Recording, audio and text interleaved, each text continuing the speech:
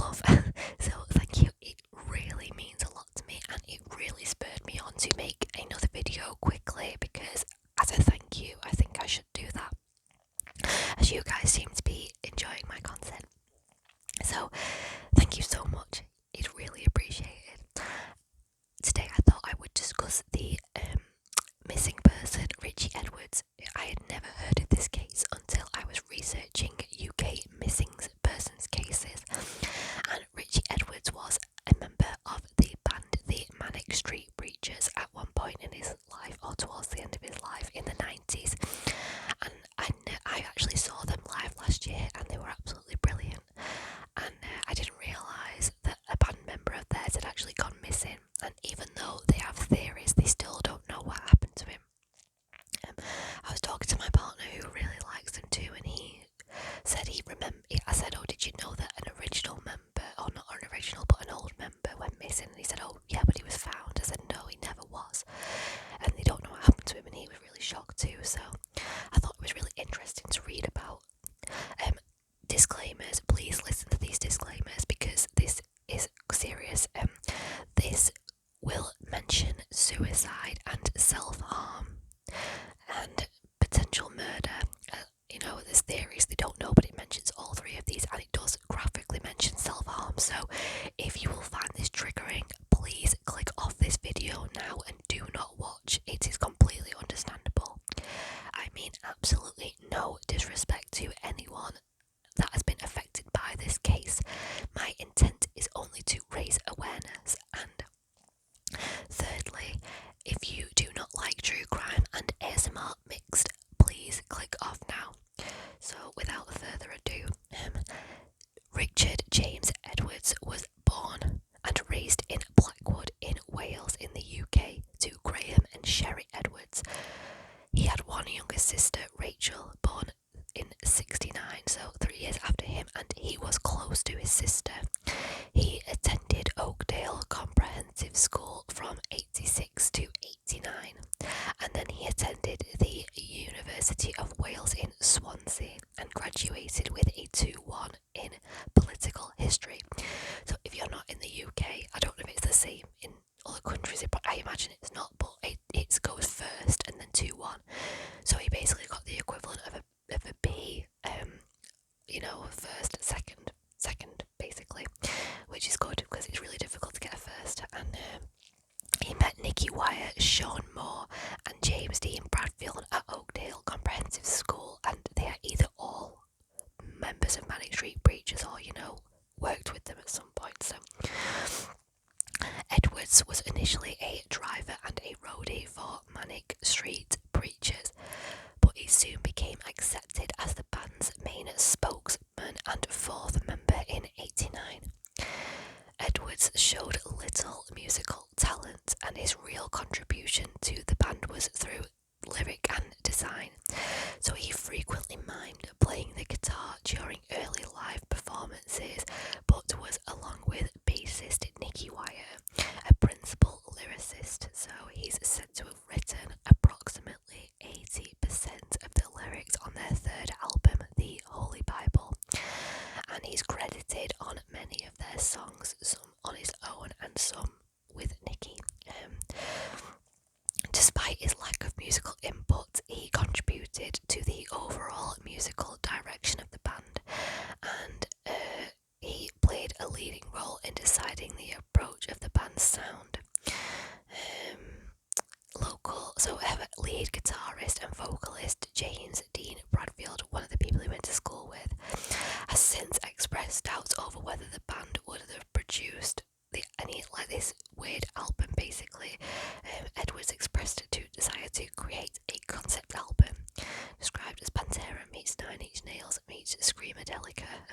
So he was quite a visionary, and the lead vocalist has said it might have, probably wasn't going to happen, but it was kind of born out of taste, so he was clearly a bit eccentric. On the 15th of May in 1991, Edwards gained notoriety following an argument with enemy journalist Steve Lamacq, who questioned the band's authenticity, and it was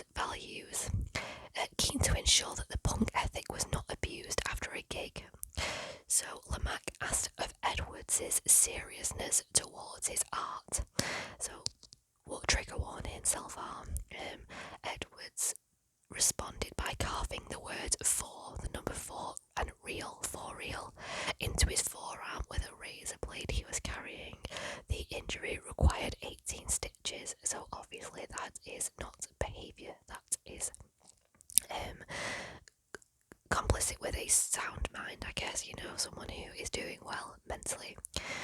So Edwards suffered severe bouts of depression in his adult life, and he was open about it in interviews, which, good for him, because in the 90s it would have been absolutely against the social norm to talk about mental health.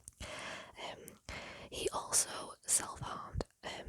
So another trigger warning, mainly through stubbing cigarettes on his arms and cutting himself. Quote, "When I cut myself, I feel so much better. All the things that might have been annoying me suddenly seem so trivial because I'm concentrating on the pain. I'm not one to scream and shout, so this is my outlet."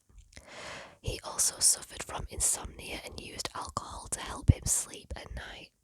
Before the release of the Holy Bible in 1994, he checked into Whitechurch Hospital in Cardiff and later the Priory in Roehampton, missing out on some of the promotional work for the album and forcing the band to appear as a three-piece at the Reading Festival and Tea in the Park. So I assume that was for his mental health or his drug and alcohol abuse, but it doesn't actually say specifically.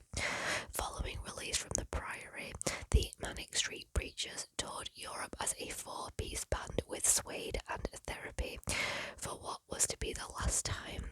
Edwards' final live appearance with a band was at the London Astoria on the 21st of December 1994. The concert ended with the band infamously smashing their equipment and damaging the lighting system, prompted by Edwards' violent destruction of his guitar towards the end of the set. Closer, You Love Us, so towards the end of that set, Edwards gave his last interview for a Japanese magazine, Music Life, on the 23rd of January 1995, which he condemned the music industry. So, his disappearance. Edwards disappeared on the 1st of February 1995 when he and Bradfield were due to fly to the United States on a promotional tour of the Holy Bible. So that's the album. In the 2 weeks before his disappearance, Edwards withdrew £200 a day from his bank account, which totaled $2,800 by the day of the scheduled flight. I imagine that was his, withdrawal limit. And I don't know exactly, but £200 a day in 1995 would be a lot more now. Some speculated that he needed the money for the US trip, and it was also mentioned he had ordered a new desk for his flat from a shop in Cardiff. However, there was no record of this desk having been paid for, and this would explain only half the money being withdrawn. That must have been an expensive desk if it was £1,400 in 1995. According to Emma Forrest, as quoted in a version of Reason, I'm not sure what that is, maybe it's a magazine or a book. The night before he disappeared, Edwards gave friends a book called Novel with Cocaine, instructing her to read the introduction, which detailed the author staying in a mental asylum before vanishing. While staying at the Embassy Hotel in Bayswater Road, London, Edwards removed some books and videos from his bag. Among them was a copy of the play Equus. Edwards wrapped them carefully in a box with a note that said, "I love you," then decorated the box like a birthday present and decorated the outside of it with collages of literary quotations. These included a picture of a Germanic-looking house and Bugs Bunny, so kind of random. The package was addressed to Joe, so J-O, Edwards' on-off girlfriend who he had met some years prior. Although they had split a few weeks earlier, Edwards spoke about her in his last interview. The next morning, Edwards collected his wallet, car keys, some Prozac and his passport. He reportedly checked out of the hotel at 7 a.m, leaving his toiletries, packed suitcase and some of his Prozac. Then he drove to his apartment in Cardiff, leaving behind his passport, his Prozac and the toll booth receipt. In the 2 weeks that followed, Edward was apparently spotted at the Newport Passport Office and the Newport bus station. station by a fan who was unaware that he was missing. The fan was reported to have discussed a mutual friend, Laurie Fiddler, before Edwards departed, so he's obviously thinking something if he keeps going to the passport office and the bus station. It hasn't actually said that he was like missing at this point, but I assume people, his friends and family, don't know where he is, since he gave, he decorated that box, so they haven't known where he is since then, and he drove back to his flat. On the 7th of February, a taxi driver from Newport supposedly picked up Edwards from the King's Hotel and drove him around the valleys, including Edwards' hometown of Blackwood. The driver reported that the passenger had spoken in a Cockney accent, which occasionally slipped into a Welsh one, and that he had asked if he could lie down in the back seat. Eventually they reached Blackwood and the bus station, but the passenger reportedly said, "This is not the place," and he asked to be taken to Pontypool railway station.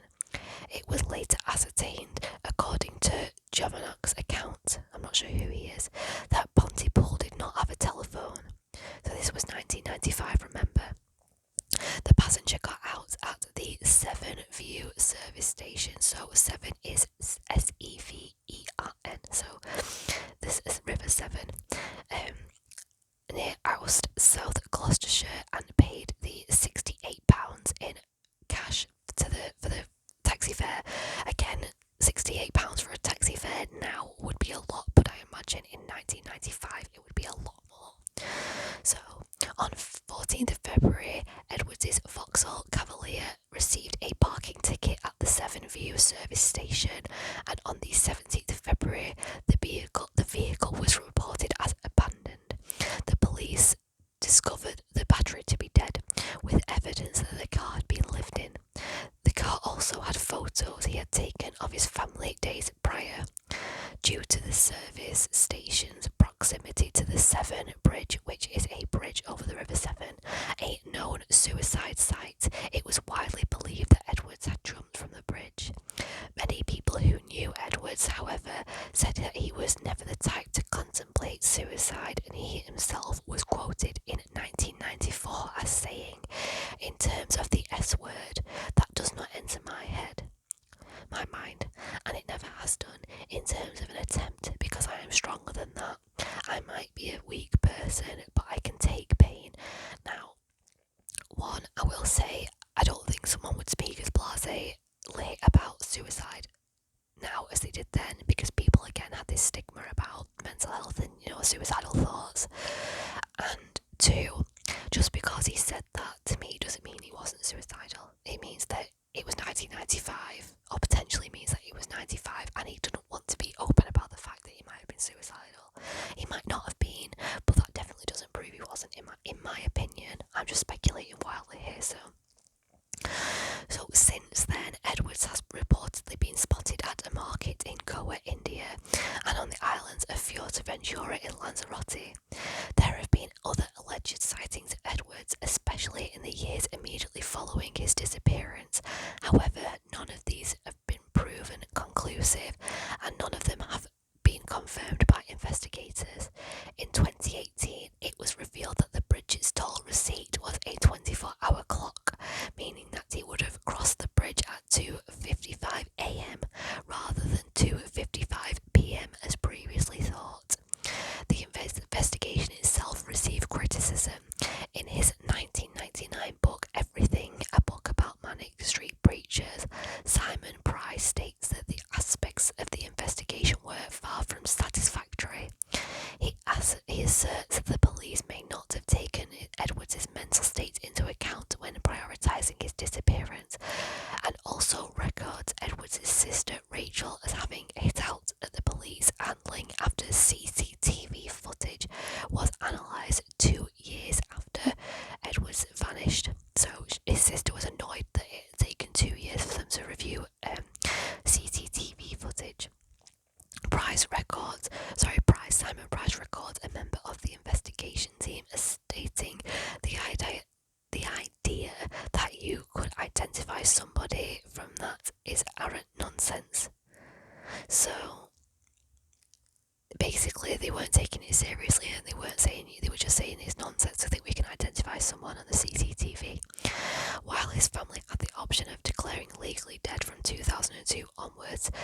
chose not to for many reasons, and his status remained open as a missing person until the 23rd of November 2008, when he officially became presumed dead. So, his legacy. Edwards' disappearance attracted a great deal of media attention.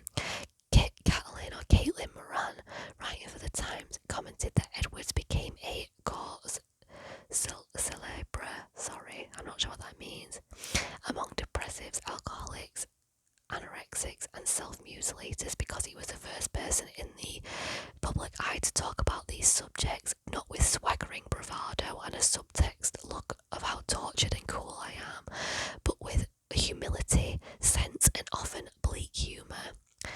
Moran dismissed the mainstream media's narrative, which was geared towards the idea that Edward inspired copycat actions in his fans, which I think is really interesting that this Caitlin Moran has said this, because it definitely needed doing. As someone who has suffered with their mental health and was, alive at this time, obviously a lot, I wasn't born till 91, but, depression was seen as a weakness, and, anorexic people could help it. People with eating disorders, it was their fault, they could help it. People that were anxious just needed to stop worrying, and it's just this really bad view that people had of mental health that needed looking at. And she's saying that the fact that he, didn't romanticize it, like things like 10 Things I Hate About You and stuff do, but he still talked about it, was really good that he did that. That's what she's saying. So it says, pointing towards the 8th of April 1995 edition of Melody Maker, Caitlin Moran wrote to her distaste of the media treatment. Arms were flung aloft and tongues were tutted 2 weeks back, when the first anniversary of Kurt Cobain's suicide coincided with the 2-month making of the Manic Street Preacher's Richey Edwards' disappearance, and Melody Maker instigated a debate on escalating teenage depression, self-mutilation and suicide. The magazine had received a number of letters from fans distressed at both the death of Kurt Cobain and the disappearance of Edwards. On the 8th of April, the edition saw and assemble a panel of readers to discuss the issues related to both cases. Moran argued that Cobain's actions, and to a greater extent, Richey Edwards' actions, have legitimised the debate on these subjects. So it says the 8th of April issue was released in conjunction with the Samaritans, which, again, if you're not sure, the Samaritans are a phone service that you can phone if you don't have it's kind of, the stereotype is someone who has suicidal thoughts or is about to commit suicide would phone them, which is true, you can, but they get a lot of phone calls, from people of all different backgrounds for all different reasons, and they will take any phone call as long as it's not abusive towards them, obviously, things like that. So really important charity work. So that issue was released in conjunction with them, and the editor Alan Jones placing the inspiration for the special nature of the issue firmly in the hands of the readers. So it says, every week the mail package is full of these letters. Richie's predicament seems to be emblematic of what a lot of people are going through. Jones saw the debate as focusing on the notion of whether our rock stars are more vulnerable these days, and that is vulnerability a reflection of the vulnerability of their audience, and if so, why?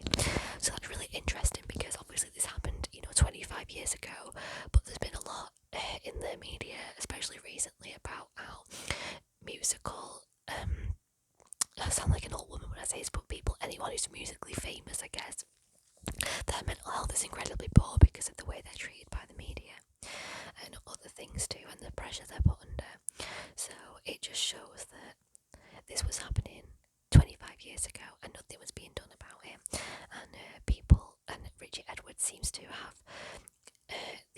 the silver lining to this horrible thing that's happened to him is that he legitimised being able to talk about suicide and other issues, and that's really one good thing that's come out of a horrible situation.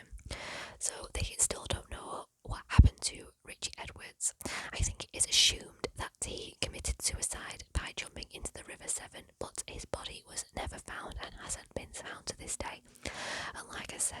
sightings of him all over the world, but whenever anyone goes missing, people report sightings, and I'm sorry, I just never believe them.